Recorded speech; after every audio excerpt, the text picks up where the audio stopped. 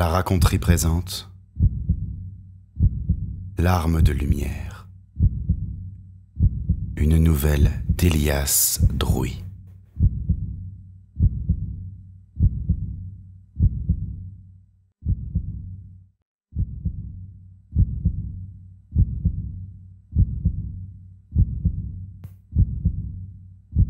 J'ai les yeux bandés. Je n'entends rien. Rien d'autre que mon sang. Il résonne dans mes tympans. Il m'assourdit. Ma vue se brouille. Ma tête tourne. Après l'arrestation, après tout ce bruit, toute cette violence, ces hurlements, le silence, presque un soulagement. Un silence pesant, écrasant, assourdissant.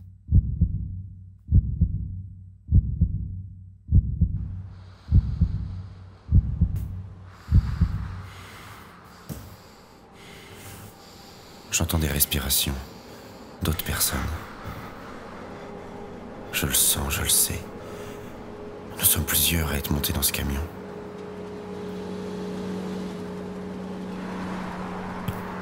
Lentement, le camion s'arrête dans un grincement qui nous envoie bouler les uns contre les autres.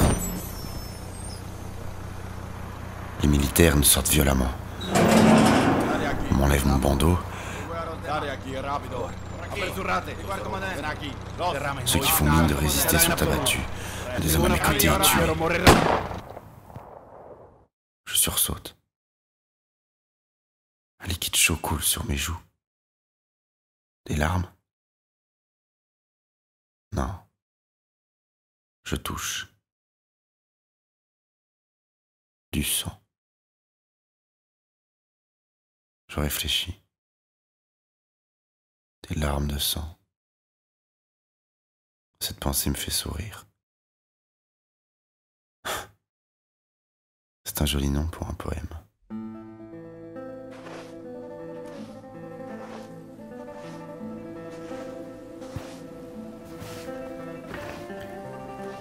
En face de nous, au milieu du désert, un camp semble avoir poussé. Des barbelés, des chiens, des uniformes, des armes, des projecteurs. Autour des montagnes. Je souris de nouveau.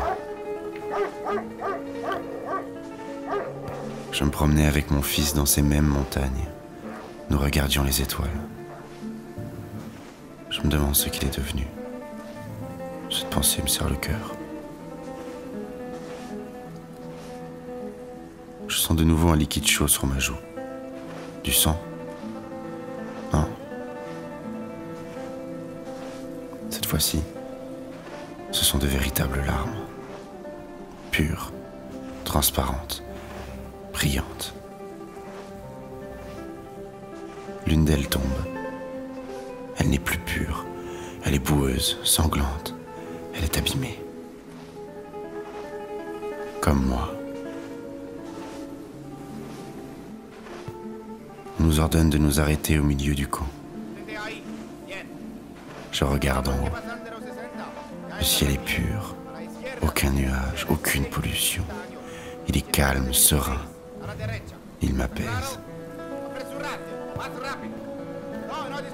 Les étoiles semblent nous illuminer d'une lueur douce et chaleureuse. Je souris. Je me fais la réflexion. J'aurais aimé être une étoile. Redonner espoir aux gens, guider les marins, ou les gens perdus, tout simplement.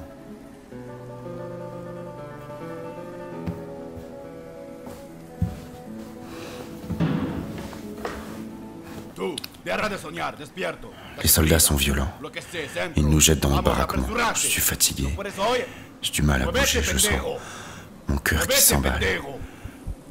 J'entends le son qui m'entoure comme au travers d'un coton. Le visage du soldat qui me jette à terre est terrifiant, rouge. Sa haine semble avoir pris une forme animale. Elle soigne de sa peau. Elle semble l'englober. Elle rampe vers moi d'une façon terrifiante. Puis elle se jette sur moi, me frappe.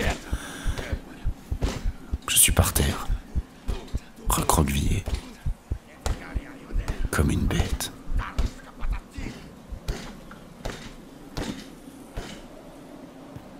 Au bout de ce qui me semble une éternité, le soldat s'arrête.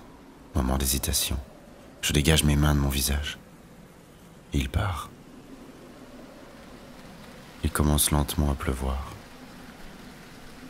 Je me traîne péniblement jusqu'au baraquement qui est le mien, sous les regards amusés des gardes sous les porches. J'arrive enfin au niveau du baraquement où je dois être.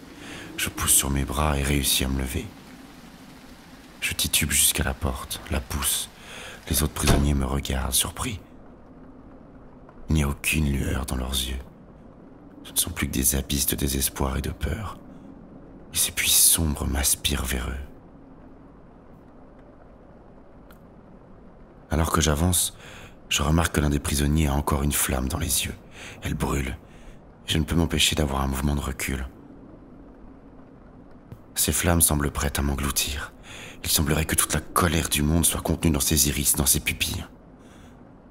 Je me détourne lentement de lui, sentant encore sa présence dans mon dos, et me laisse tomber sur ce qui me sert de lit. Ce n'est qu'une simple paillasse, mais ça suffira.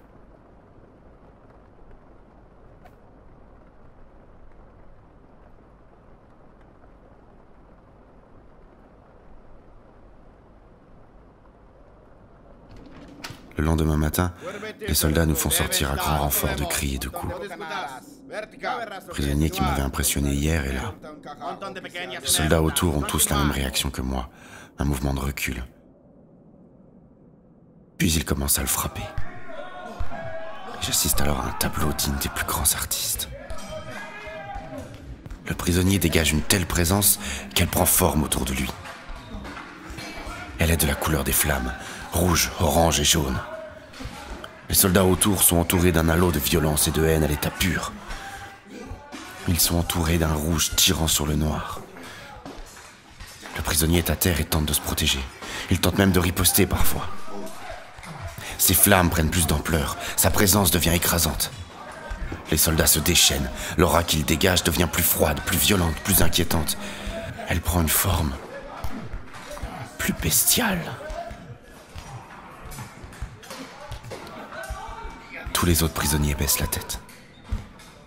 Nous sommes tous en ligne et attendons que le massacre cesse. Bientôt, les hurlements de rage du prisonnier cessent. Les coups sourds des gardes résonnent dans le camp. Ils continuent à frapper. Chacun de leurs coups déformant la forme à leurs pieds. Une forme autrefois humaine. Leur respiration est rauque. Puis au bout d'une dizaine de minutes, ils s'arrêtent. Le chef du camp nous regarde. Ses yeux d'aigle me traversent la peau, mon âme. Puis sa voix résonne à travers le camp. Vous n'êtes pas là pour être puni. Vous êtes là pour être éduqué. Le précédent gouvernement se fichait de vous, mais l'homme qui nous sauvera dans sa grande bonté ne vous tient pas responsable de votre faiblesse. Il souhaite vous ouvrir les yeux sur la vérité de ce monde.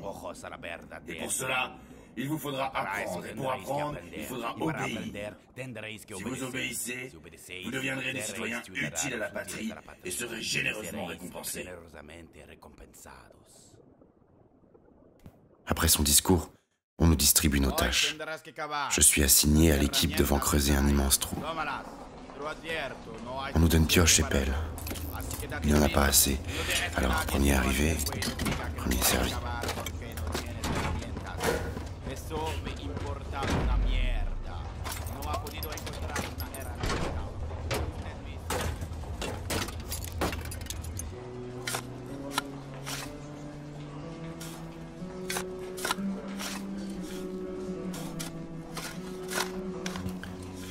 Ceux qui n'ont pas d'outils doivent creuser à main nue, ou bien remplir des seaux et les transporter de l'autre côté du chantier. Il n'y a pas de pause. Le soleil se fait plus fort. Il me brûle, il me frappe. La sueur coule sur mon corps. Mon visage me brûle. Un premier homme s'écroule. Les soldats font signe et 2 prisonniers le déplacent sur le côté. À la fin de la journée, ils nous mettent en ligne et nous font rentrer dans le camp. Là, nous mangeons, puis ils nous donnent temps libre. Déambulons sans but dans le camp. Il y a interdiction de rentrer dans les baraquements pour le moment. Alors on s'occupe comme on peut. On joue avec les cailloux. Ils ne manquent pas. Certains commencent à imaginer un moyen de sortir. Les esprits s'échauffent, puis se calment. D'autres comptent les étoiles. D'autres se contentent de dormir à même le sol. Moi, je fais partie de ceux qui comptent les étoiles. Je les observe en même temps que je marche. Et alors que je marche, un homme apparaît devant moi. Je le bouscule, une simple erreur d'inattention. Mon regard se pose sur le treillis, les bottes. Je m'arrête paniqué. C'est un soldat. Il commence à hurler quelque chose, mais une fois de plus, mes oreilles bourdonnent. Ses collègues commencent à hurler à leur tour. Leur aura de haine et de violence se remet à suinter de leur peau. Puis je me prends une première gifle qui m'envoie à terre. Après ça, les coups pleuvent. Je tente de hurler. Un coup à l'estomac fait sortir tout l'air de mes poumons. Puis, le soldat lève son arme, presque avec tendresse. Un flash apparaît. Puis un bruit sourd. Quelque chose qui me percute. Une intense douleur qui déferle en moi. Puis le noir. Je me sens tomber. Ou flotter, je ne sais pas.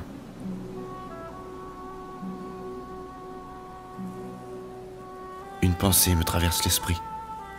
Comme si elle ne m'appartenait pas, qu'elle n'était pas de moi. Je serais l'étoile la plus brillante du ciel. Je sens une douce chaleur se diffuser en moi. Lentement, j'ouvre les yeux. Je m'éloigne du désert. C'est beau de haut.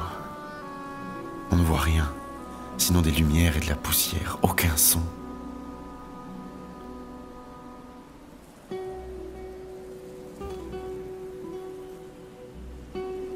Je m'arrête. Et je vois alors un enfant. Il me regarde avec des jumelles. Je souris. Et m'endors paisiblement.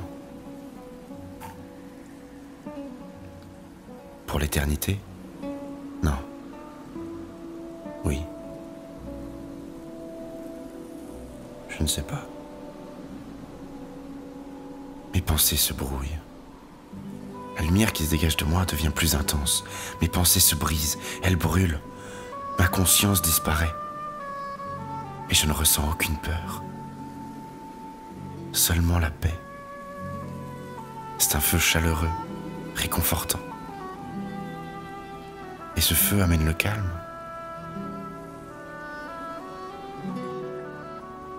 Je rouvre les yeux.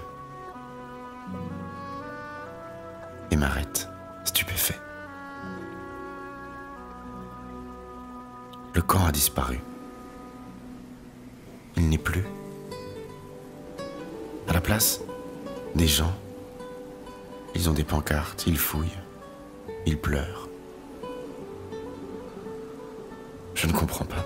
Je n'ai pourtant fermé les yeux que pendant quelques minutes. Alors que je me détourne, une pancarte m'interpelle. Ce visage, ces yeux. C'est moi. Et la vieille femme qui la tient. Ma femme. Et ce jeune homme. Mon fils.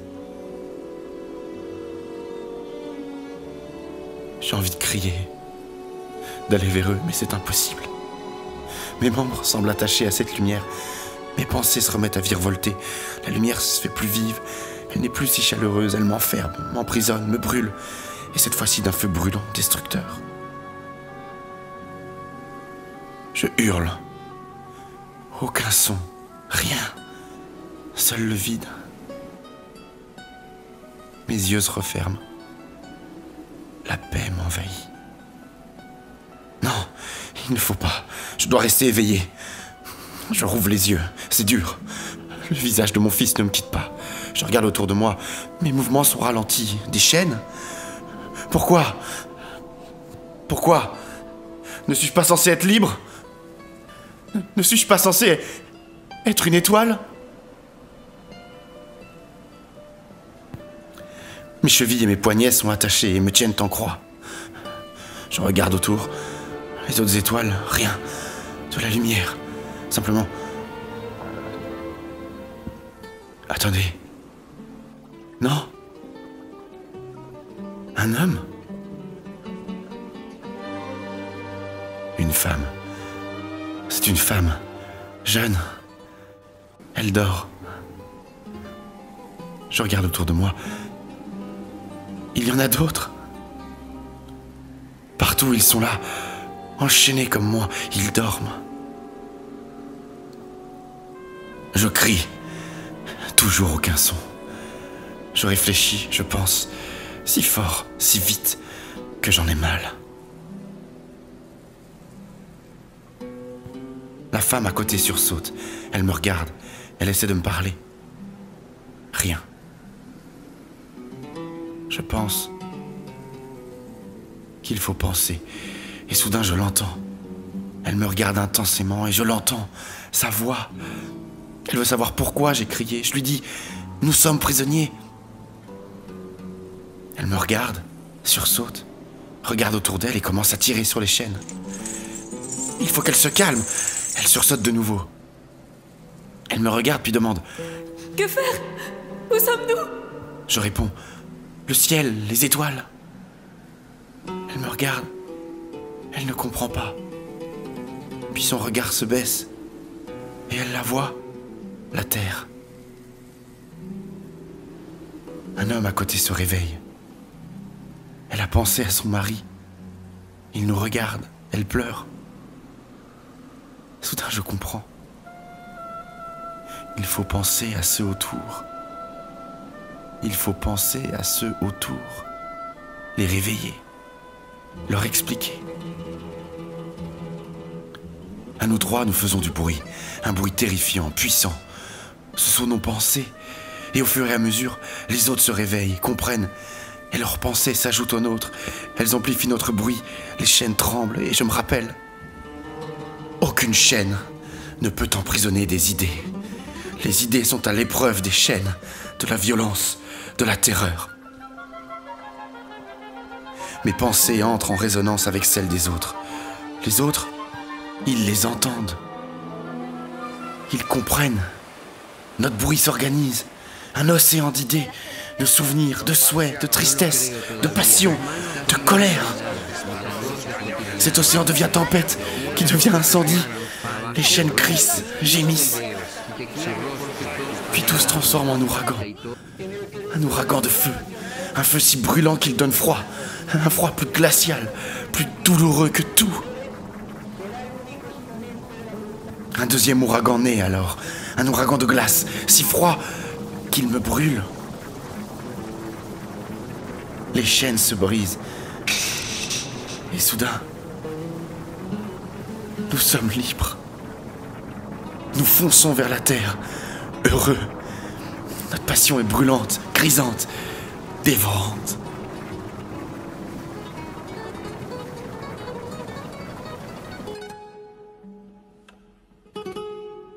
Non, quelque chose ne va pas. Je le ressens. Je brûle. Mais ce n'est pas ça.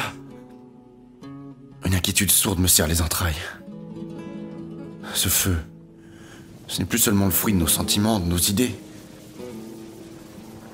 Mon inquiétude se transmet aux autres. Je les regarde. Leurs traits sont déformés par la vitesse, par la peur. Ils se transforment en boules de feu. Et soudain, je comprends. Les habitants s'enfuient devant nous, et je comprends. Nous sommes des météorites. Si nous continuons, ce sera la fin de la Terre. Je vois ma femme et mon fils qui courent. Les autres m'entendent. Ils comprennent. Mais comment faire? Et soudain, une idée. Elle jaillit, un son clair rempli d'espoir et de tristesse. Il faut accélérer. Il faut nous consumer. Alors j'accélère. Les autres font de même.